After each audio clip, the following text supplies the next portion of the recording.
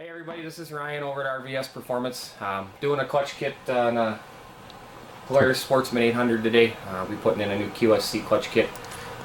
Figured we give you a little video, a little how-to of how to do this in your garage.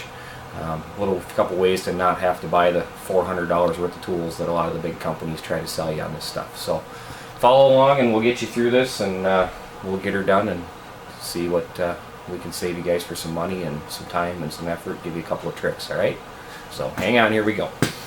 First things first, gotta pop the primary bolt out.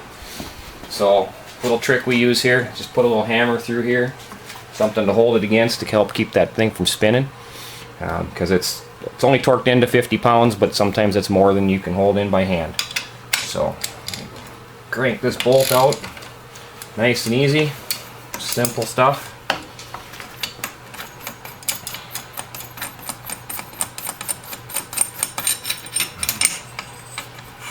The bolt, washer, spacer, make sure you don't lose any of that stuff. Hammer handle wiggles right out, easy enough. Next thing we do is back off all these cover bolts.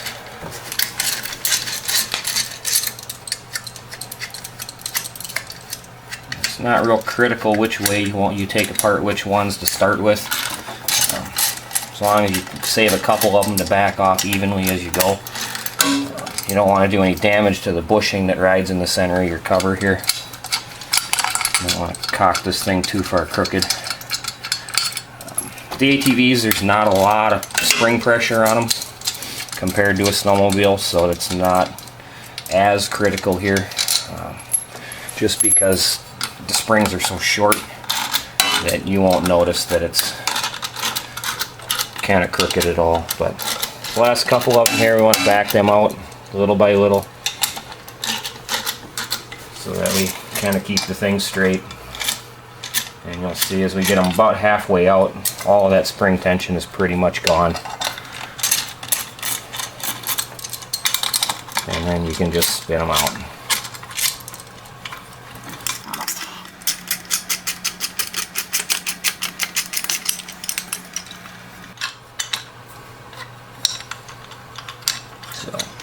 Before you pull this off, you want to check it out here. See this one, we've already made a mark on it. And then when you pull this cover off, you'll see below it there's an X on the spider here, and we've marked it here also so that we will put this back on in the right place. These clutches are balanced as an assembly, and they need to be reassembled in the same manner that they were taken apart. So there's our old primary spring. This particular customer has chosen to add the thin shim in here, which will raise his engagement to about 1800 RPMs. Here's a look at the two springs side by side.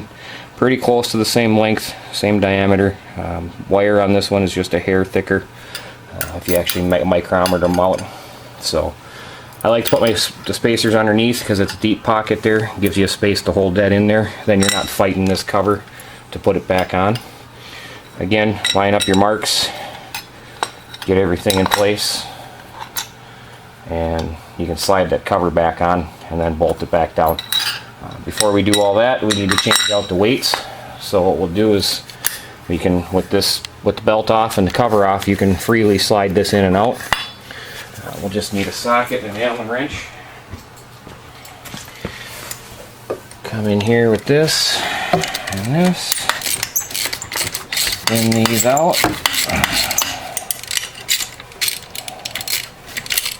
I'll set this down for now.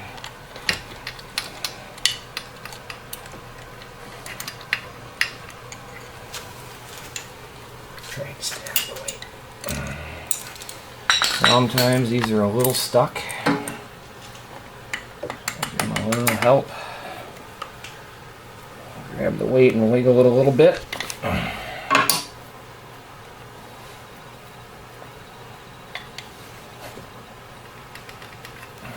This one's a little bit stuck.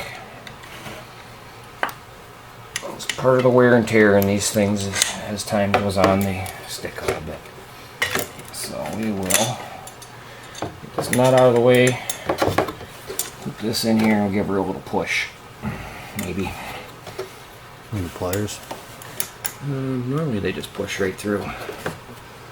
Yours are just being stubborn. Let's see if we can't give it a little spin and pull at the same time.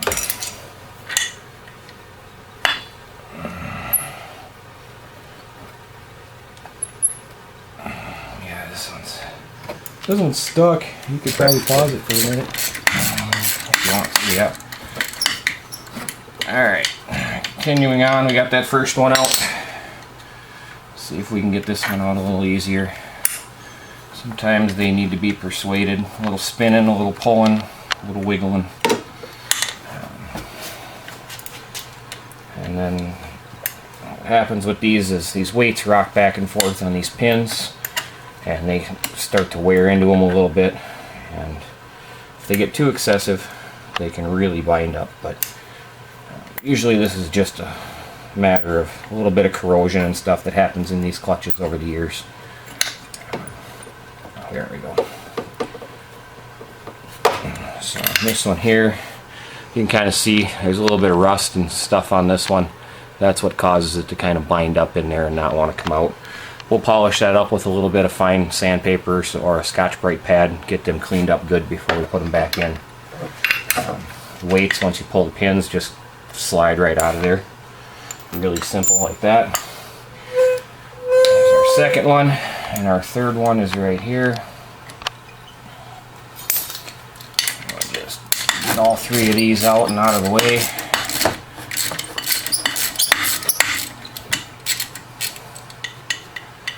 One of the things that a lot of you will notice on getting these nuts off of here, I've custom ground this socket down a little bit skinnier on the end, because they don't give you a lot of space in here to get this socket in here. So, and trying to get a wrench in there is a pain. So find yourself a cheap Chinese socket or something, grind that thing down a little bit. That'll give you a little extra room to get in there, get a better bite on those nuts without stripping them off and fighting them any harder than you already have to. Spin that down so I can get it out. And a little spin, a little pull, and that one came right out. So, alright, and while you're in here, a couple things to inspect. I don't know how good of a view you can get on this, but on the back side here, these are your rollers. These rollers are what your weights run against, and as those weights rock out, that's what causes your clutch to close and open and squeeze your belt and push it in and out. There's also these little black pucks on the side here, the little buttons. Those are a good thing to check for excessive wear. You can just kind of rock this back and forth. You're looking for a brand new clutch, there's almost zero play there. As time goes on, they'll wear more and more. If they get too excessive, you need to replace those.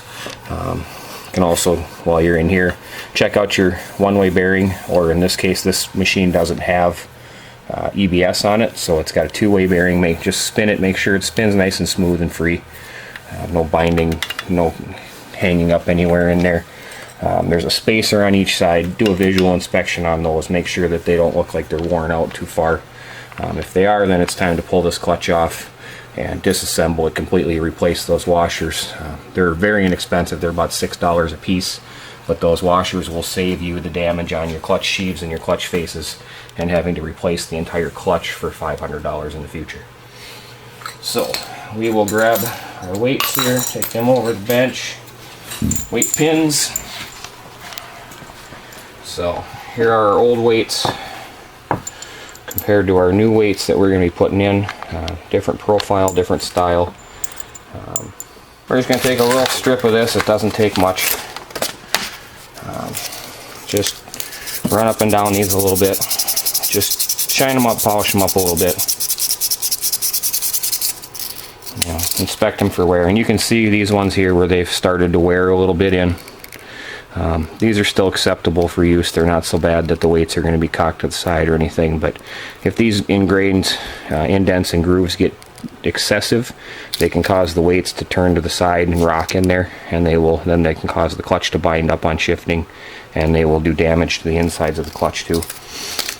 And wear your weights out faster, wear your rollers out faster, and cost you quite a bit of money in the future. So if you pull these out and they're excessively bad, replace them. They're not that expensive. Your local dealer has them. separately. You don't have to purchase them as a complete rebuild kit, but many people would choose to do that instead. So there's those all cleaned up. Here's our new weights. That's all the longer that takes.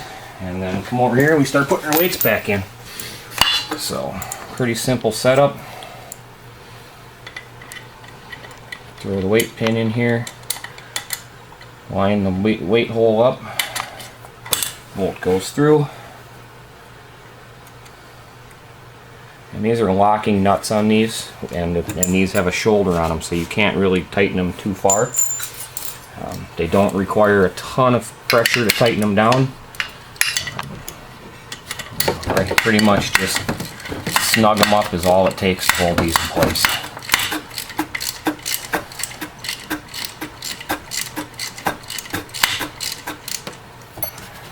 Go. One. Fight the compression over. Go.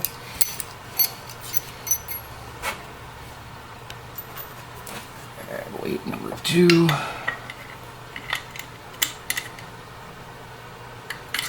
That one up.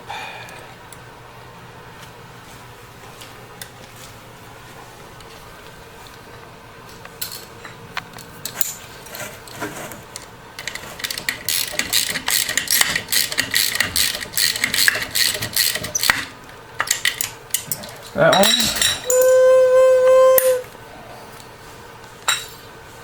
That's a normal squeak. Someone's gonna ask. Yeah, I was about to. Someone's gonna ask, what was that squeaky noise? That's the exhaust coming out when you turn the engine over real slow, right after the compression broke there. So nothing to worry about. It's all normal. Alright, so our weights are in. Make sure everything's moving smooth and free. Nothing's binding up in there. Throw our spring back in there. Look for our marks that we made. Now that we've rotated the thing all over the place, which is the reason that we mark it, because if you remember to start with, our mark was down here. Now it's up here because we've spun this clutch around enough times. You push this cover in, spin these bolts in by hand a little ways. You can see there's not a lot of tension here. I mean, I can almost put this all the way on just by squeezing it with one hand. So it's part of the thing that makes these quad shop kits engage so smoothly, is that these spring rates are quite soft at the start, and then also the initial ramp profile on the weights is a lot flatter than the stock ones, so that it engages a lot smoother. It doesn't need as many RPMs to hop over that hump and get the weights spinning. These bolts here go to 100 inch-pounds is the spec on them. So for those of you who aren't as experienced and haven't done a lot of this like the rest of us over here, if you want to get out your torque wrench and actually torque them, you can. 20 years of doing this, I've got a pretty good feel for them, so I don't generally have to torque these bolts. Work your way around, kind of like doing a tire, equally, and just once you get them down, you'll have a feel for what they take.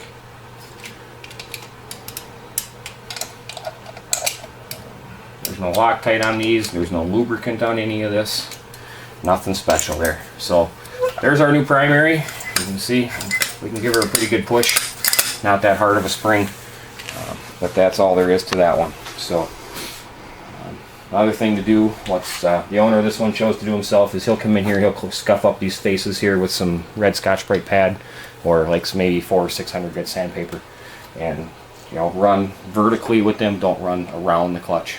That'll help give your belt a little grip, clean up all the glazing, any damage that's in there, and then in case he's also got a new belt to go on. Important thing to do on these is give them a good cleaning. Just take them to the kitchen, a little dish soap and water. Make sure you scrub the sides real good, top and bottom okay.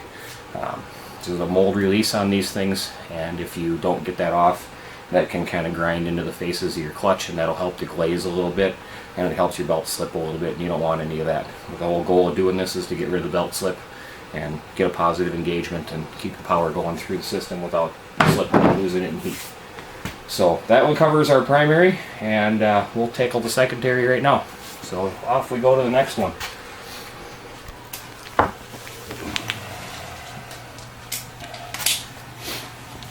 So secondary, same basic concept. This one's a little bit harder to get out because you have to kind of hold the clutch. You don't really have a great way to stick a hammer through it and cheat.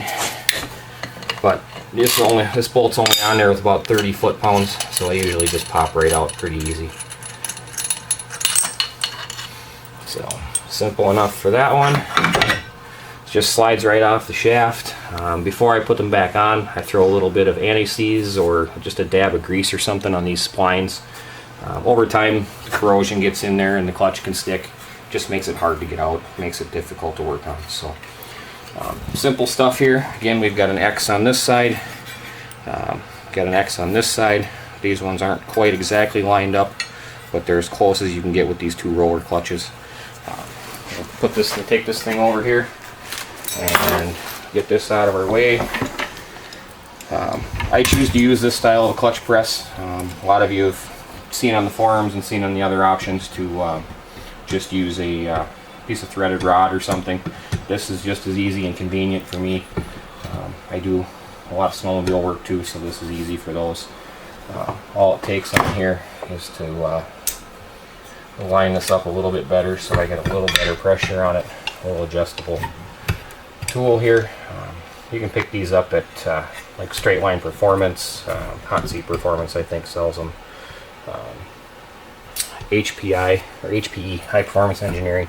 So you can see how simple this is. All I gotta do is push down on it. It compresses the spring. All I have to do is push down on this, remove this little snap ring, and the whole thing just comes right apart, just like that. Very simple, very easy. There's a little spring cup in here. Make sure you don't lose that. We'll take that out, knock out any debris or anything that might be in there. Spin the clutch apart here. Take a look at everything. This is the old. This style 800 uses the complete helix assembly as the face. A little different style than a lot of the other ones out there. Most of the other machines are simpler than that. So while you're in here, check your rollers out. Make sure that they're round and smooth and there's no chunks missing off of them, that they're spinning freely. You know, these ones, they just sit on these little posts here. There's nothing clipping them in or holding them in. Check your shaft here, make sure that there's no pitting, no damage, no ridges or anything, so that everything moves smoothly. This one all looks like it's in nice shape. So we'll slide her back together here.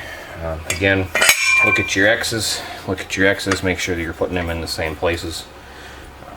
Spring cup goes back in the hole here, and our new secondary spring here goes in like that. Our retainer goes there. Nice trick is have that clip ready to go. And through the magic of TV editing, we're right back where we left off. Alright, so we take this tool, line her back up on here, compress this back down into its spot, just like that. Grab our snap ring pliers and our snap ring, lock that back in the hole, and our secondary spring is swapped out. So just like that, it only takes a few seconds to do. Come back over, we throw this back on the machine. It just goes however it spins to line up on the splines. It makes no difference. If you can't get it to line up real easily, you may have to put the machine in gear to keep the secondary from, or the transmission from spinning. Put these back in here. Get them set up. There's our secondary bolt. There's our primary bolt.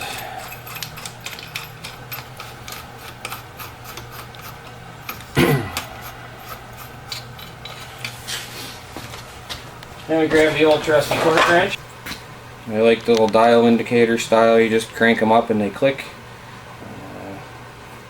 Turn this one up to 35 foot-pounds for the secondary clutch.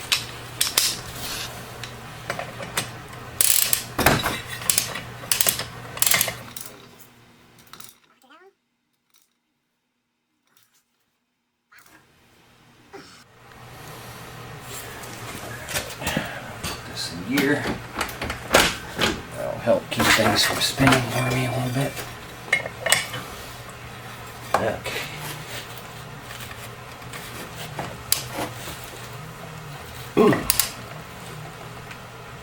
There we go. There's that one. And then the primary bolt goes to 45 pounds. Again, we'll use our little hammer trick on this one. Just find something soft. You don't want to shove a metal pry bar in here just because you can do some damage to the clutches. Doesn't take much to hold them there. Just a little something on there to keep it from popping out. And change sockets here. Here it'll lock right down relatively easy. There we go. There's the click. We're all set. Wiggle that out. We'll get the belt, get the clutch sheaths cleaned up, get his belt on, get his tire and his parts back on, and he'll be ready to go. That's all there is to it. So, thanks for following along. If you guys have any questions, please comment or email or phone call us. Our number is 651-500-0657.